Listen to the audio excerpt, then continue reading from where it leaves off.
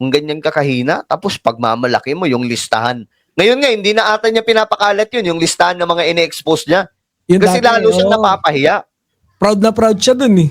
Mm. Eto, Boss Angkay. Hindi ko alam kung kita mo na, medyo delayed sa akin eh. Pero eto nga, si Ombudsman Remulla, ang sabi niya rito, sisilipin ang koneksyon ni FPRRD sa Pharmally. Anong point mo dyan? Di ba maalala mo, no? Bigyan kita ng konteksto na kung saan I think it was Dick Gordon na nung Si Blue Dick Ribbon Gordon. Committee, parang hindi pinirmahan kasi marami yung hindi pumirmang senator regarding doon kasi parang kasama yata si doon sa plunder eh, na para habulin yung Pharmally. Ngayon iimbestigahan ulit. Ano Ang kinagandaan masasabi kasi mo dito dyan? kay Remulla, nasa siya eh, sumusunod siya sa proseso. Hindi yung tipong alam mo na kaagad may political color.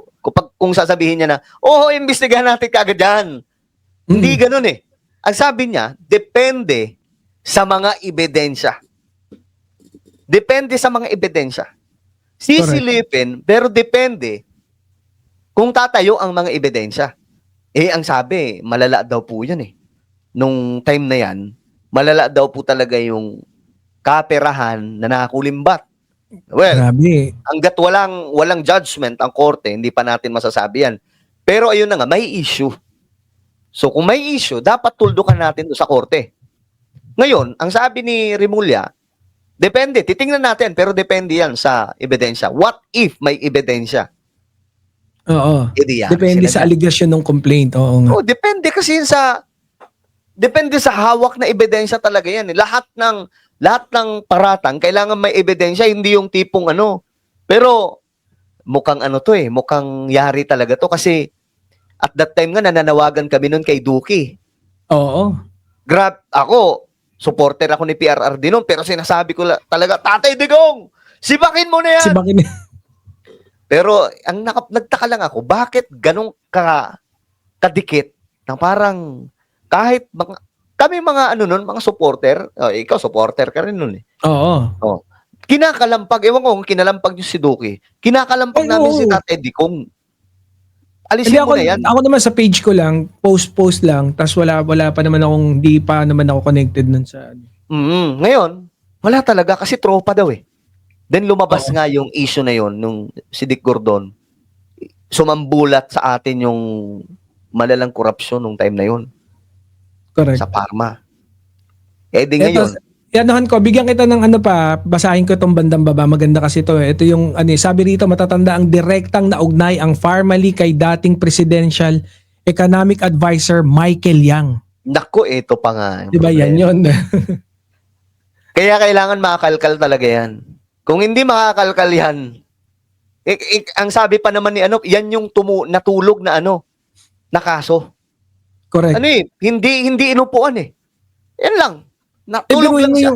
Yung kademonyohan yan, biruin mo, COVID yan pinagkapirahan mo. Malawa kang sakuna, national. Yung COVID national. yan Oo. Lahat ng tao nagsasuffer tapos may perang mga nawawala, may perang. Buti sana kung 1 billion lang yung pinag-uusapan dyan. Correct. Ngayon, tingnan natin kung ako naniniwala ako kay Remulla na may magagawa siya dyan eh. Though, hindi daw, ang sabi naman niya, hindi daw yun ang tututukan niya. Ang tututukan niya talaga na una ay yung itong flood control, itong korupsyon sa DPWH. Then isusunod na yung salen ni VP Sara, itong kay Duterte. Ngayon, abangan natin kasi itong si Remulla medyo astigin to eh. Hindi nagpapadala sa mga na mga DDS eh. Kaya pero ngayon mga DDS ba kay Secretary Remulla? Ako kasi nabilib ako nung nung mga kahit nung Senate hearing ni Senator Amy. Ang galing sumagot niya. Magaling sumagot si Remulla. Abogado talaga kasi. Oo. Magaling na abogado. Hindi basta-basta na maangas-angasan mo lang kagaya ng ginagawa nila Senator Bato. Malabo yan. Hindi tatablan yung mukha ni Remulla dyan. Magaling nga. Tapos yung parang in-explain niya nung parang maalala mo ba, Boss Angkay, nung isinabit siya hindi naman isinabit, parang medyo nasabit siya kasi parang nadala ng emotion itong si Senator Erwin, no, sabi niya, sometimes you have to bend the law.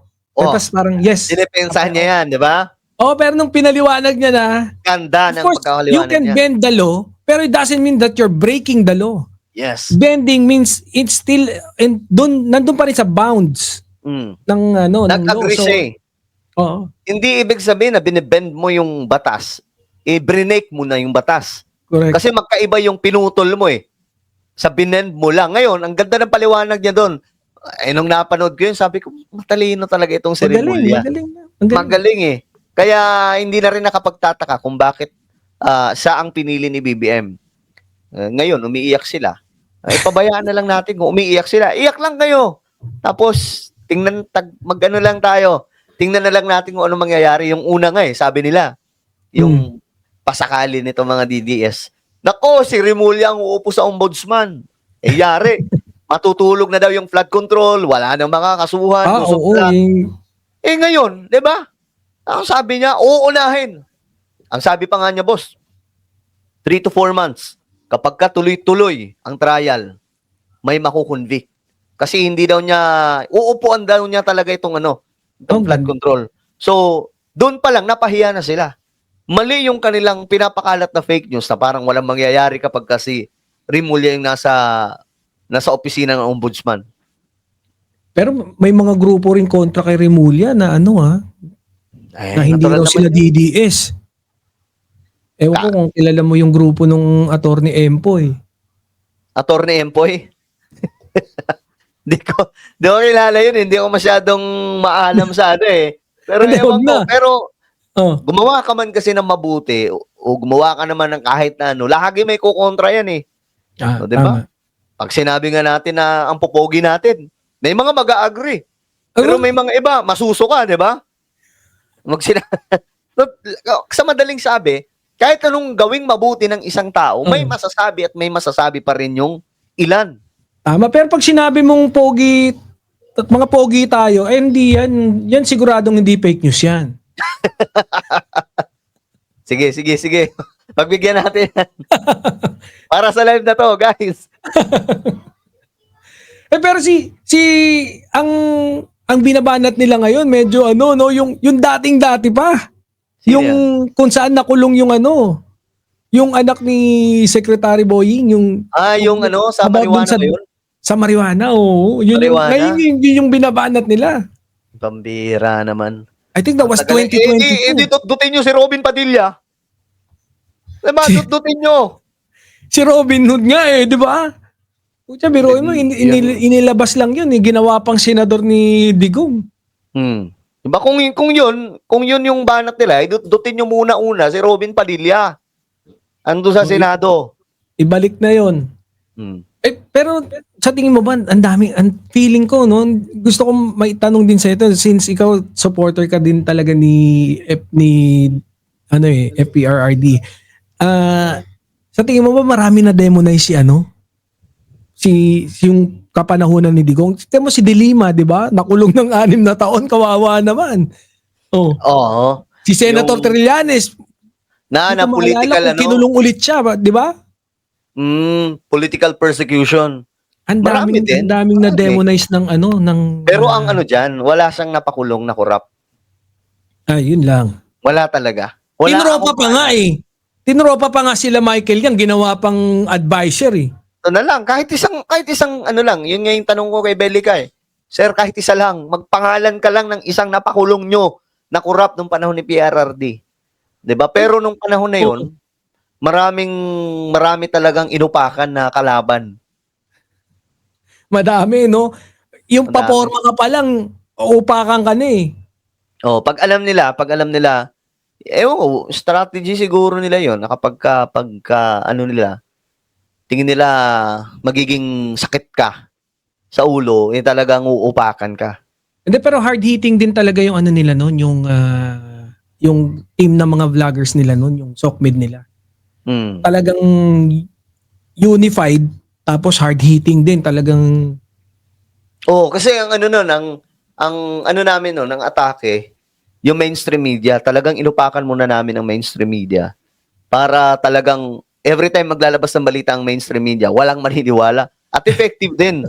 Pero ngayon kasi iba eh. Ngayon, iba kasi nagkahati-hati eh. May iba na nandun, may iba naman nandito kay BBM. Actually, yung mainstream media, pinagkukunan na lang natin ng information eh. Yung komentary, tayo na yung bahala eh. Ganun na nangyayari. So, ngayon, paanuhan na lang talaga ng ng kaalaman mula sa kabila, tapos dito naman sa part ni PBBM. Kasi may mga vlogger din talaga na sumusuporta kay BBM. Gaya namin, kami yung nagstay eh. Yung iba talagang wala eh, na ano sila eh, na-demonize yung utak nila, na ano sila eh. Tawag dito na nakuha yung loob nila eh.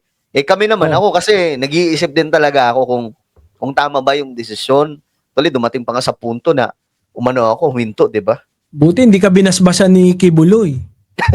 Pag tinaasan ka ng kamay ni Kibuloy, dali ka na kagad doon. Wala, hindi tayo nadali. So, yun yung kinagandahan lang. Kasi tayo, hindi tayo basta-basta bumibitaw. Nag-iisip tayo. Eh yung iba, walang isip-isip. Pag nakita nila, oy, nandito yung hype. Biruin mo, sasabihin nila sa akin dati. Yung pangungumbinsin nila sa akin dati. Dito ka na sa amin kasi maraming viewers dito. Oo, kasi matagal ka na rin nagla-live din talaga, no? Ipagpapalit ko. Marami kasi din talaga akong supporter dati na DDS. Pero hindi lahat DDS. Maraming Marcos loyalist kasi nag-umpisa ako sa Marcos history. So, kaya nga lang, hindi kasi ako after sa views. Doon ako sa prinsipyo. Maraming gustong magbayad pero hindi ko tinatanggap. Kasi nga, yung paninindigan ko, parang ang sakit sa loob na aapakan ko yung prinsipyo ko dahil lamang sa bigay-bigay o di kaya udyok ng ibang tao. Ako kasi, halimbawa, nagdesisyon ako na manatili kay BBM sa pagsuporta sa kanyang administrasyon. Desisyon ko to. Walang kinalaman ng kahit na sinong tao. Ako mismo ang nag-decide kasi ito ang nakikita kong tama. Ay, yun ang maganda. Yan, sa akin naman, okay. Ako laging okay ako sa mga tao na kahit magkaiba kami ng prinsipyo, pero yung pinangahawakan niyang prinsipyo, yun yung inaakala niyang tama, okay yun. Walang problema sa akin yun. Eh, pero na lang yung pinaglalaban niya na, dahil nga, kung bayad siya or kung ano pa mang ibang dahilan, apart from naniniwala, kung pinaniniwalaan niya yun, na yun yung tama, okay yun. Correct. Yun Kahit talaga yun. Importante yung prinsipyo eh. Kapag ka inudyukan ka na, mayroon nang nag-uutos sa'yo, gumawa ng content, iba mahirap. Ako for me nahihirapan ako sa ganun. Minsan nga sinasabi ko, wag nyo akong uutusan. Kayo yung anuhin ko kapag inutusan nyo ako. Kaya itong desisyon na nagstay ako sa pagiging pro-government, pagiging supporter ni PBBM ay desisyon talaga. Kasi ito yung prinsipyo ko. Nakikita ko na maayos tama yung tinatahak ni BBM eh. Maganda yan. Hindi tayo inililigaw ng landas. At sa totoo lang, mas magaan ang buhay ngayon sa panahon ni BBM. Kumpara noon. Ayahay ang buhay. Ang bigas noon, napakamahal. Ang oil noon, napakamahal. Pero ngayon, pumunta ka sa palengke, yung bigas mura. Yung oil, mura. So, ang daming mga programs ngayon na talagang nakakatulong sa mga Pilipino. Yung 20 pesos na bigas, mayroon ba niya noon? Correct, wala. correct. Diba? Tapos ngayon, hindi na pinipigilan ni BBM na mag-angkat tayo na mag-angkat ng bigas para matulungan yung mga magsasaka dito sa Pilipinas. So, nakakatuwa kasi yung mga ganitong klaseng tulong ni BBM, nakakaano talaga, nakakapagbigay ng ginhawa sa mga Pilipino. Though hindi, ang nakakalungkot lang, hindi na-appreciate ng mga DDS. Yun nga dahil, ewan ko. Well, I'm sure sila. some of them really want to appreciate kung anong mga ginagawa ni PBBM. Kasi pambihira rin talaga ginagawa ni PBBM. Kaya lang, medyo nandun na sila eh. Nandun na sila sa part na kung saan talagang nandun na eh. Pinanindigan na lang nila. Pero panindigan na lang nila eh. No? Oo. Biruin mo, no? Ambulansya lahat ng LGU. Sa pagbaba ni PBBM, magkakaroon ng tagdadalawa. Ayan pa, diba? Ang dami. Yung ambulansya, yung hand tractor, basta yung LGU mo, more on agriculture, meron. Yun. Correct. Grabe. Ngayon, pero mo may ambulansya, uubuhin ka lang, pwede ka nang i-ambulansya. Papunta ng diba? clinic, bubuhayin pa yung clinic, di ba? Yung mga Ang galing. clinic sa barangay. Sobra talagang daming ginagawa. Daming programs, ang daming projects. Ang dapat makita po natin mga kababayan kay BBM na nakakatulong talaga ito. Huwag tayo basta-basta maniniwala sa mga fake news sa mga DDS. Kita nyo ngayon, pati rally, ginagawa nila ng editing or skills o di kaya kahit rally doon sa ibang bansa, kukunin nila yung video para ipanloko sa mga kapwa Oo, DDS. grabe, Yung no? mga DDS naman, share ng share. My goodness, may mga friend pa ako sa Facebook na ganun. What? Di sila marunong mag-research eh. Kaya nga lang, marami talagang, hindi pala marami, may iilang na nauuto. No? At nakakalungkot. Buti na lang, yung mga nanonood dito, mga matatalino, nagre-research. Oo, hindi. Good job. Kaya yung trabaho natin mahirap din eh. Oo. Diba? Akala nila basta-basta lang. Eh yun, Boss Angkay, hindi na kita masyadong patatagalin. Alam kong busy ka at nakaisang Salamat oras po. na tayo. Oy, thank you so much. Ano mo, wag sana mauulit ha, Boss Angkay ha, na ano Ay, ha, no problem. yung pagpunta mo May dito. contact naman tayo. Walang problema sa akin. Basta may saktong oras. Okay tayo dyan. Maraming salamat sa panonood. Boss, thank you sa pag-imbita nyo dito sa inyong YouTube channel. Hindi ko alam to eh. Basta sinindan lang ako ng link. Pasok ka daw. Banatan daw yan. Sige, Lakas talaga na ito ni Boss Mark tayo. O sige. Maraming Thank you so salamat, much. Boss Angkay. Tsaka sa mga Alright. nanood, thank you very much din po. Thank you so much. Thank you so much. God bless. Hanggang sa muli. Thank you.